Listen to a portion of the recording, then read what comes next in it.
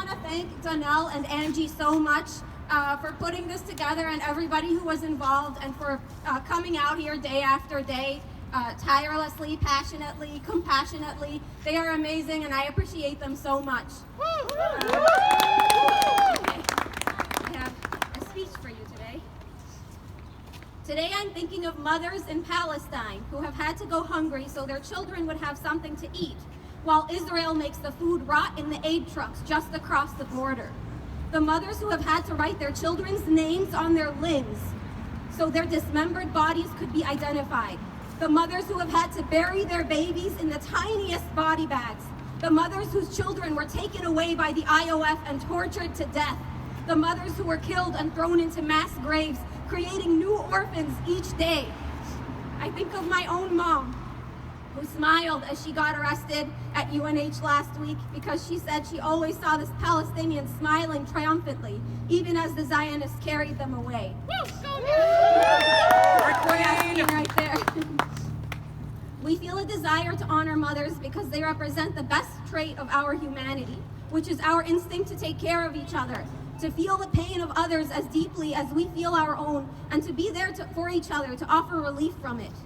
American politicians can no longer talk about women's rights without being confronted by their obvious hypocrisy, their role in this genocide of mothers and children, which they claim is simply part of the horrors of war, which is necessary to take down the terrorists. But what is terrorism, if not the sustained slaughter and ethnic cleansing of thousands of families for 7 months and 76 years? Shame! I've always been jealous of Western grief. It's a privilege to be able to confine the tragedy of one's people to a single date, to be able to mark and mourn a day like October 7 instead of burying it beneath the renewed trauma of every violent day and month that followed, and every terror-filled year and decade that came before it for the people of occupied Palestine. At the height of the Iraq War, the civilian death toll was equivalent to experiencing a 9/11 every week. Who marks those dates? There are too many of them to never forget. But violence is seen as the norm in brown and black places, even though the colonizers are the ones who brought the violence there. Shame! Imagine if the mass graves that were just discovered in Palestine had instead been discovered in Israel. How has the world already moved on from this news item? For Arabs, our violent deaths are to be expected, according to the media, as we are told that we only have ourselves to blame, while Muslims are excluded from the universal right to self-defense. As I write these words, the top headlines from one of the only news sites I still trust say, one Israeli soldier killed in Hezbollah attack, and right underneath it, 600,000 children in Gaza under threat as Israel says Rafah operation to proceed. The disturbing quote from Stalin continues to feel relevant, that the death of one man is a tragedy while the deaths of millions is a statistic. But to elaborate on that, the colonized are always the statistics, while their oppressors get to mark every tragedy and even invent a few. We're left with the unfair task of humanizing the dehumanized, as if auditioning for the right to matter in society's eyes, and our auditions are held to the highest standards. And our auditions are held to the highest standards while the aggressors can make up whatever distraction, lie, or fascist law they'd like and ask us to apologize for their invented narratives. It's almost impressive how a group of the wealthiest and most powerful European colonizers have managed to convince the liberal world that they are the victims, describing their terrorist apartheid state as the only democracy in the Middle East. How many times have Semitic Arabs and our Jewish comrades been asked by non-Semites to prove that we're not anti-Semitic? How many times have our speeches here had to feature ridiculous disclaimers? How much have we had to pander to reassure literal white supremacists that everyone feels included at our rallies? How many times have we been expected to condemn the resistance while they fight for their lives, their kids, and their land? And make no mistake, every time we play along, every condemnation is a betrayal to this cause and an obvious distraction from the Palestinian liberation that we fight for. I've lost everything this year. My diplomacy. Pandering sickens me. All I have left in the tank is how dare you, and I promise to testify against every Zionist on the day of judgment. Amen. My message to you today, my beloved comrades, is to embrace your role in history as a thorn in society's side. Don't measure yourself against the standard of the mainstream. Forget mainstream narratives, the mainstream media, the courts, the cops, the troops, and the politicians. Would you measure your morality against the compass of 1700s America when genocide and slavery were written into the law just because it was the norm? Then don't do it today, because we're still living under the same fascist system with the same fascist rulers. History never celebrates disruptors until after they win. We're often told those who don't learn from history are doomed to repeat it. Yet history classes are often nothing more than propaganda in this country. Why were we told to read I Have a Dream and not Letter from Birmingham Jail? And our schools wouldn't even touch Malcolm X. Why? Why do we glorify justice but not the fight it takes to achieve it? The Western world used to call Nelson Mandela a terrorist. I wonder who we are referring to as terrorists today, who the West will one day try to retroactively claim, who the West will one day try to celebrate and take credit for, as this cause continues to gain mainstream popularity, and liberals try to retroactively claim that they advocated for Palestine all along.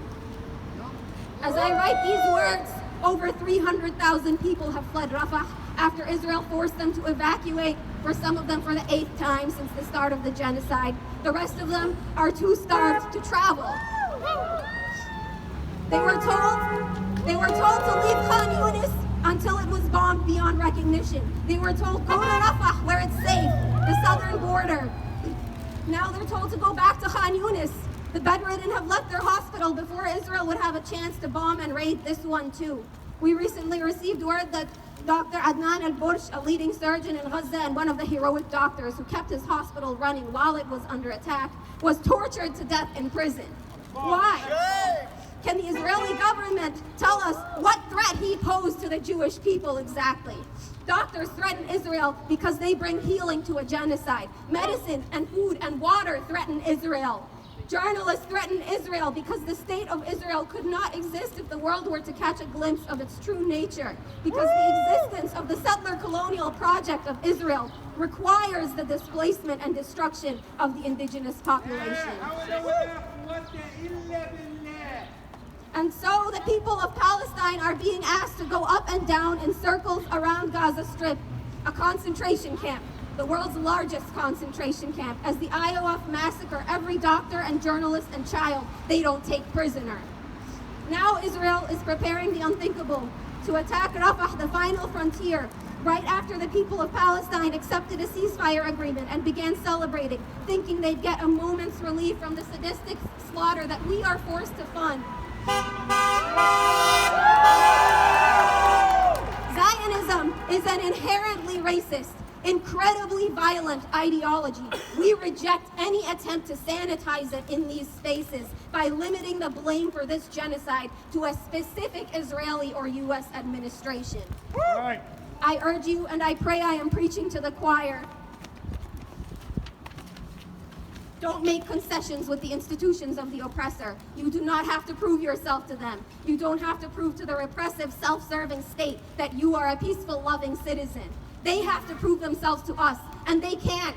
They're the ones who have to condemn real terrorism, and they won't.